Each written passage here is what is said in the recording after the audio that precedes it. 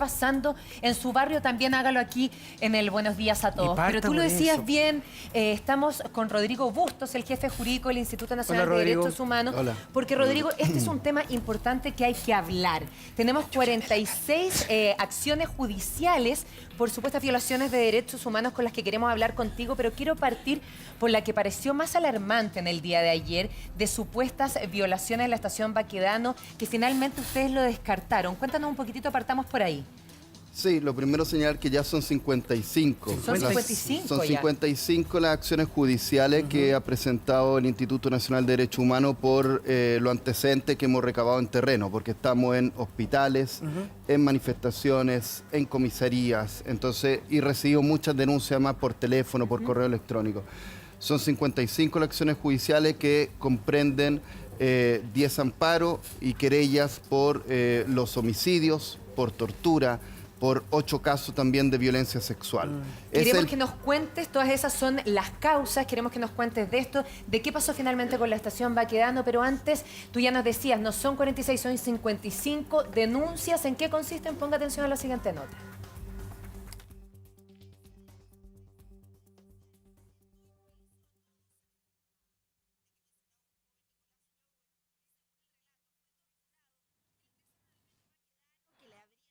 Con toallas mojadas, que incluso había visto gente colgada. El lugar, el punto neurálgico de las manifestaciones de la capital.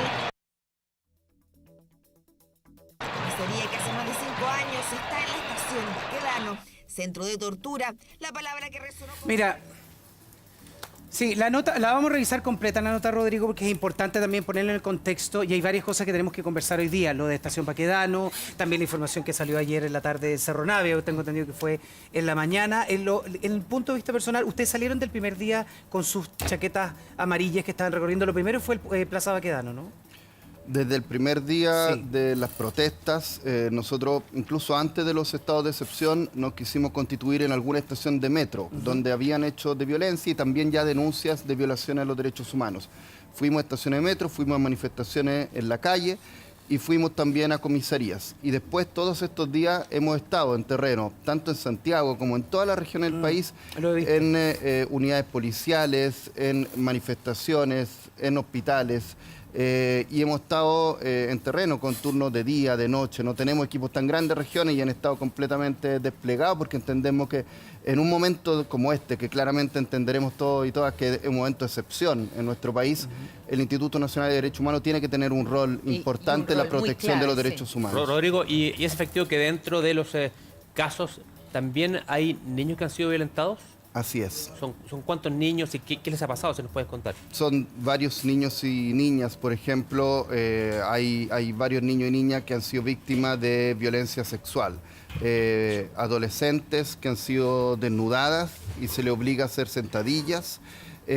Un niño de sexo masculino a quien se le obligó a presenciar el desnudamiento de su tío en una comisaría. ¿Pero cómo? Hay otros 2 casos muy graves de violencia sexual donde se amenazó con violencia física, con violar a esas mujeres. A una de ellas, el único de los 8 casos, que se trata de un funcionario del ejército.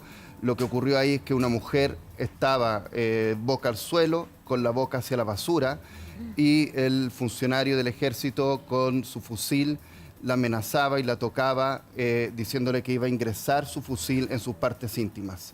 De ese tipo de casos estamos hablando y por eso nosotros hemos sido muy enfáticos en el sentido que, por cierto que la policía tiene la facultad de controlar el orden público, de actuar cuando hay acto delictivo, pero no puede haber un borrón de los derechos humanos, ni siquiera en un estado de excepción. Exactamente, tienes toda la razón y por eso es un tema que nos importa y mucho. Lo que tú estás describiendo es horroroso y es muy importante que se investigue y por eso ahora sí tenemos la nota para profundizar un poco y lo seguimos hablando contigo. ¿En qué consisten estas 55 denuncias de violación a los derechos humanos? Esta es la denuncia a través de las redes sociales que alertó y movilizó a todos en esta jornada. Una que mencionaba un joven, Nicolás Lower, que según el relato fue torturado, que lo ingresaron al metro Baquedano, que le habrían pegado con toallas mojadas, que incluso había visto gente colgada.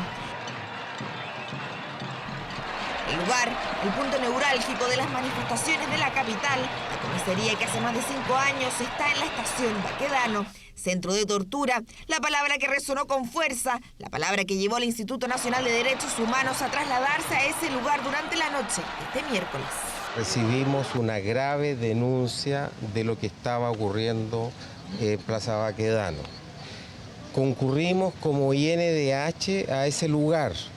También llegaron 2 jueces y policía de investigaciones. Carabineros a eso de las 12:05 de este miércoles se mostró a los funcionarios del Poder Judicial, de la PDI, del Instituto Nacional de Derechos Humanos, las instalaciones del metro, de la comisaría, de los calabozos. También revisaron las cámaras de seguridad. Nada de lo denunciado fue visto por ellos. No encontramos ningún detenido, no encontramos ninguna persona que, ni siquiera vestigio que se hubiera ocupado las celdas que tenían habilitadas en dicha unidad policial por efecto de tener personas detenidas.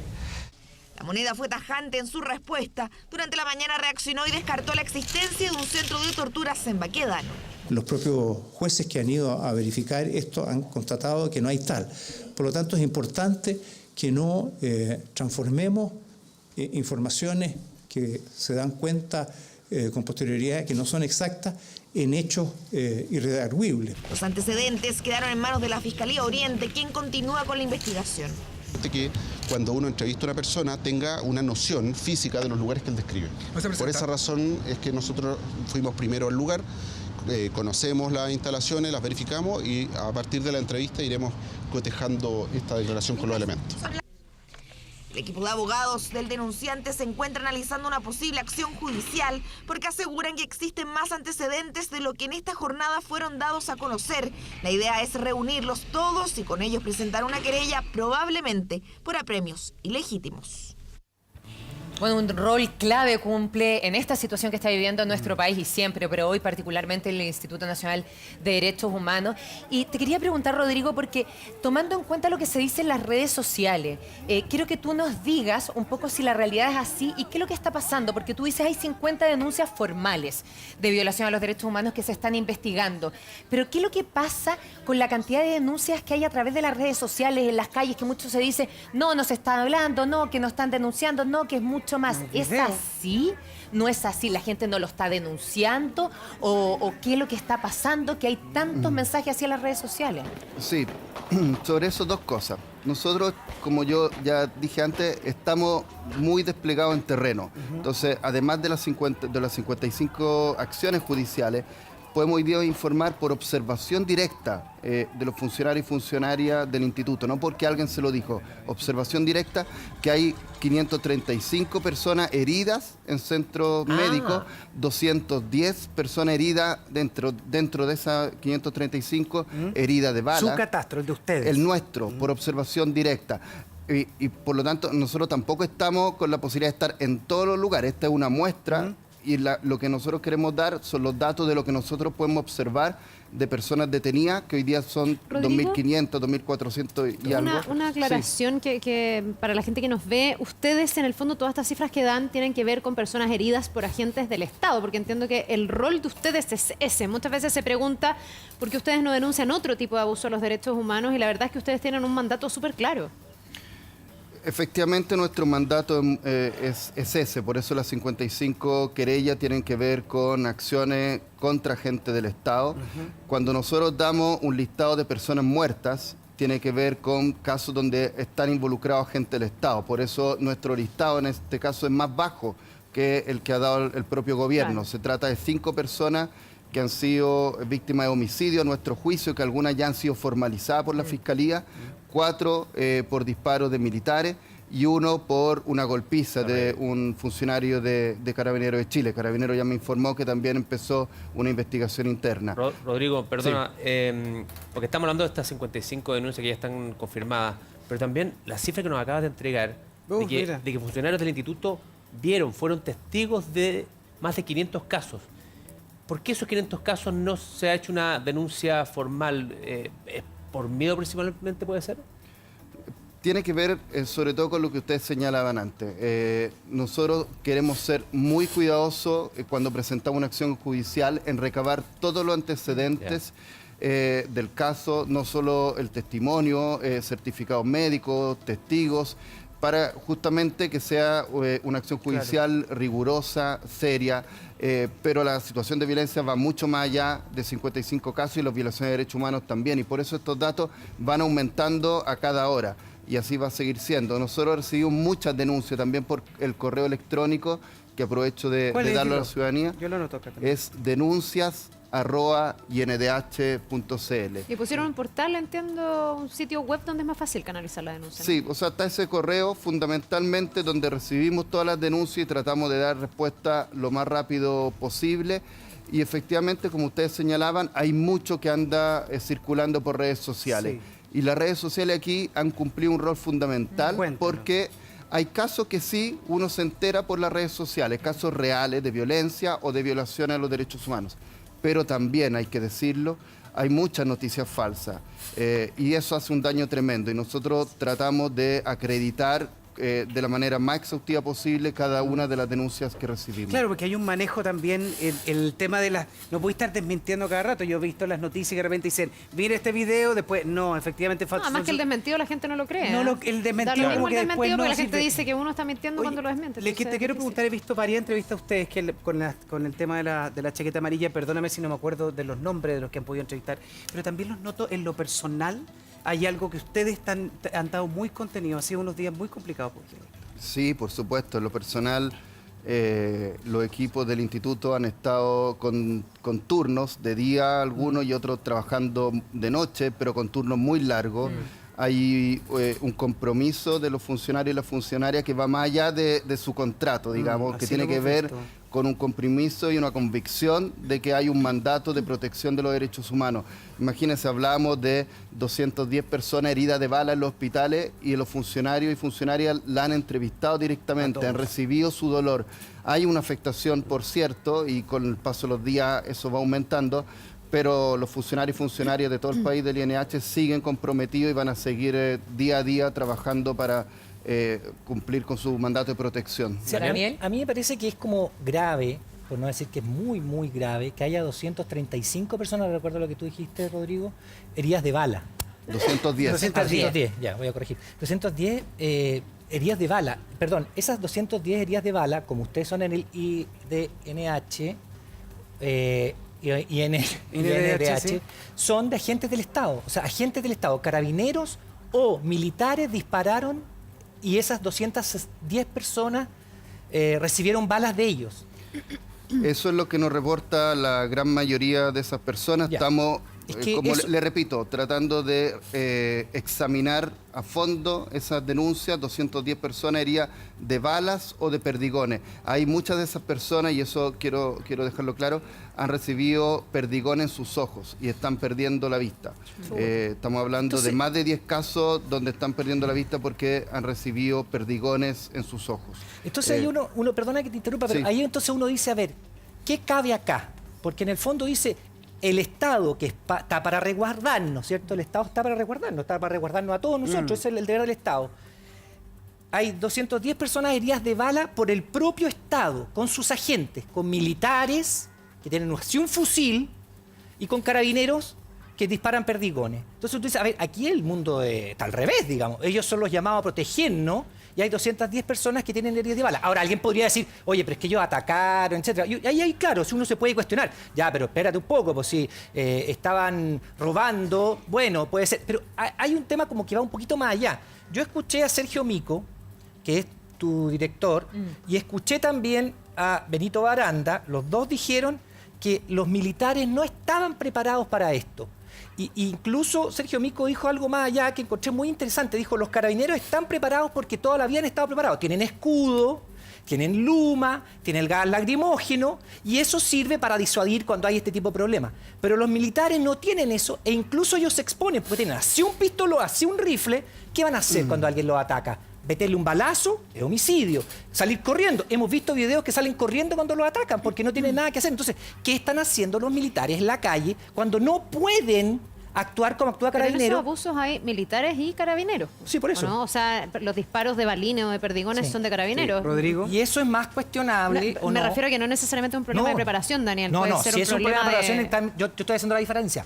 En los militares no están preparados. Lo dijo Sergio Mico, director del INDH, y lo dijo Benito Aranda, no lo dije yo, que sienten que estos señores con un fusil, cabros de 18 años, cuando viene una Daniel- turba, ¿qué hago? En cambio, el carabinero está preparado para eso. ¿Sabes Ahora, qué? también han habido violaciones de derechos humanos de carabineros, que también habrá que investigar. ¿Sabes qué? Ahí me gustaría que tú opinaras en ese sentido y nos explicaras cómo tienen que actuar las Fuerzas Armadas en situaciones como esta.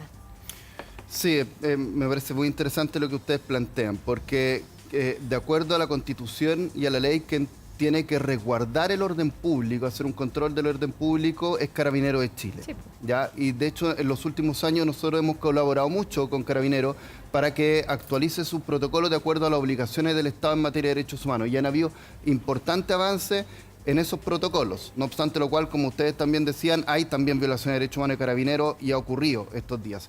Pero hay una preparación, por cierto, hay protocolos para las detenciones, hay protocolo de Carabineros. El último protocolo que hicieron en marzo prohíbe expresamente desnudar en comisaría. Igual han habido casos, pero hay digamos, una cierta preparación y protocolo. Eso, dime el protocolo, lo que se puede hacer y lo que no. O sea, por cierto, por lo que yo estaba planteando antes, desnudar a una persona No, y obligarla a hacer sentadilla en una comisaría está Obvio. absolutamente prohibido. Pero en el caso de los militares, efectivamente hay una preparación absolutamente distinta. Hay una preparación para la guerra. También sabemos que los militares ayudan muchas veces cuando hay catástrofes, pero no, desde el regreso a la democracia no habían estado en una situación como esta, con esta masividad, con este nivel de violencia, con este nivel de manifestaciones y protestas sociales, toque de queda en tantas regiones de Chile. Y por eso es claramente complejo, y el director del INH también ha llamado varias veces a que el estado de excepción constitucional sea lo más breve posible. Pero, por ejemplo, los perdigones, que me parece súper importante, porque estamos hablando de incluso niños que están perdiendo el ojo producto de eso. Cuando se lanza el perdigón o se dispara el perdigón, de repente hemos visto que va hacia el cuerpo o derecho ahí. Yo tengo entendido que eso no se puede. ¿A dónde tiene que ir dirigido el perdigón? Sí, debiera ir justamente de la cintura para abajo, claramente no hacia el rostro, siendo que hay ya muchos casos de personas que están perdiendo la visión. Ahora, Carabineros, la policía, puede hacer uso de perdigones o de armas de fuego, si eso está en sus protocolos, pero tiene que hacerlo como último recurso. Se dice en sus protocolos que el uso de la fuerza letal, que es disparos, el arma, tiene que ser último recurso cuando hay riesgos de vidas humanas. Esa es la alternativa. Riesgo para la fuerza y riesgo para el entorno. Así es, riesgo para terceras personas o para ellos mismos, ¿ya? Pero nosotros hemos visto en muchas manifestaciones ya que el uso, especialmente perdigones, a veces ha sido indiscriminado. O sea, eso claramente no ha pasado. O sea, hemos visto muchas imágenes, acá mismo en la costanera, en el borde del río Mapocho, los militares yéndose, retirándose, caminándose atrás, y un tipo grabando, al frente grabando, y le pararon en la pierna, pero a pitos de nada. Ahí efectivamente no se cumplía ninguno de estos requisitos que tú nos estás contando. Y Sí. así millones. Así es, nosotros lo hemos observado y por eso yo le hablaba al inicio de esta conversación de 55 acciones judiciales. Ayer en la mañana eran 20, probablemente hoy día en la noche sean muchas más porque los antecedentes que hemos recibido es de grave violación a derechos humanos, sea por perdigones, sea por tortura, 5 personas ya con homicidio, violencia sexual y repito lo que estábamos conversando antes. En un momento complejo como este, hay violencia, efectivamente hay violencia y el Instituto Nacional de Derechos Humanos ha llamado a terminar con la violencia, pero lo que no puede suceder bajo ninguna perspectiva es que el Estado viole los derechos humanos, ni siquiera en un contexto de excepción. Mira, el abrir la conversa, yo nunca pensé que íbamos a llegar, por lo menos con mi generación, yo nací en el 76, a hablar de dónde está prohibido y dónde no está prohibido dispararle a alguien. No. ¿Te fijas que lo que estaba hablando contigo es que de aquí para abajo, que no llegar? Entonces uno se pega una reflexión. Ay, Dios, por eso me gustaría abrir la conversa. ¿A quién nos Estoy pasa? sorprendido porque cuando, y esto lo pongo en la mesa, no tengo opinión, en verdad no tengo opinión porque me acabas de sorprender, Rodrigo, con eso de que una turba va a entrar a un supermercado donde no hay peligro de vida humana y les disparan perdigones. No se podría. Entonces, es como perdonen, yo estoy poniendo sobre la mesa, no estoy tomando partido, de que quede claro. ¿No se podría? No Eso se es lo que podría, no acaba de entiendo. decir que tiene que haber peligro de la vida del carabinero o de gente. Sí, pero no hay peligro para el resto de las personas. No, Solo pues si pregunto un eso. supermercado que está cerrado. Mira, no estoy justificando para nada, por favor, quiero que quede claro, para que reflexionando, está bien. transparentemos. Una turba va a entrar, o un grupo de personas va a entrar a un supermercado a desvalijarlo. Y llega carabinero, no le podría disparar perdigones, tendría que tomar los detenidos, tendría que pegarle luma, pero no dispararle.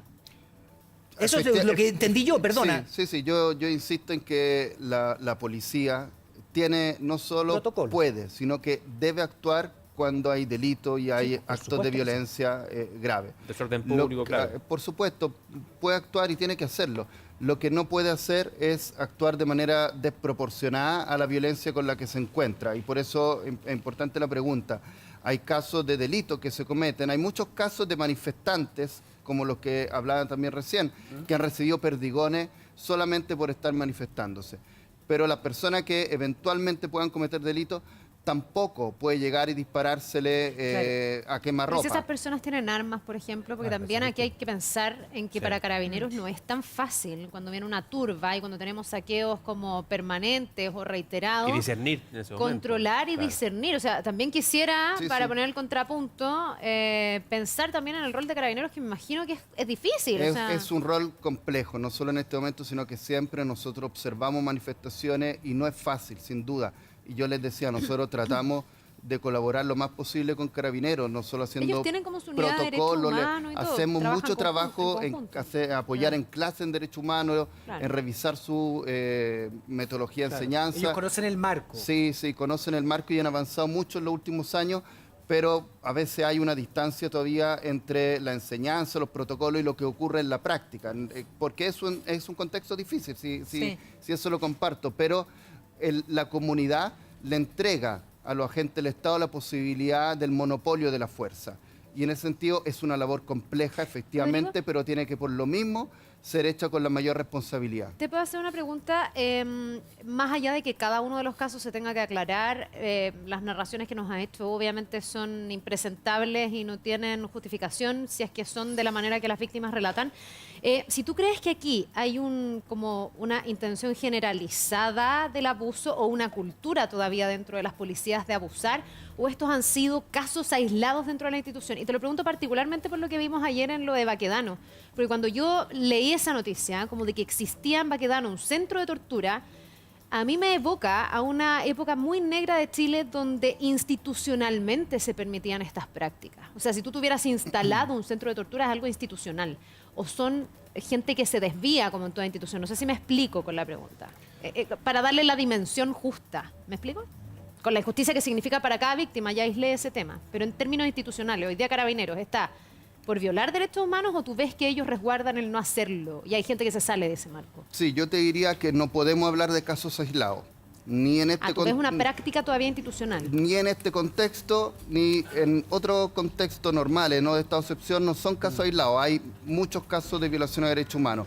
Ahora bien, Carabineros, yo lo decía también, y hay un reconocimiento, una valoración ahí de que ha hecho un esfuerzo de perfeccionar sus protocolos en materia de derechos humanos, de enseñar las obligaciones que tienen los funcionarios en materia de derechos humanos. Hay un esfuerzo ahí de los últimos años muy, muy importante. Pero a veces eso no se produce en resultados inmediatos. Y nosotros como instituto vamos a colaborar lo más posible para que eso sí produzca resultados. Perfecto, Rodrigo, muchas gracias. Una conversación muy necesaria y interesante, así que te pasaste. Y a mí lo único que me preocupa es que ya vamos a cumplir 10 días y me preocupa mucho que también el cansancio puede jugar más malas pasadas en el tema de la violación de los derechos humanos. Muchas gracias. Muchas gracias a ustedes por esta conversación. Que tengan un buen día, Rodrigo. Nos vamos a ir de inmediato a Valparaíso. Estamos con Stephanie Zamora. Queremos ver cómo está la situación en ese lugar. Por favor, Stephanie, adelante, te escuchamos.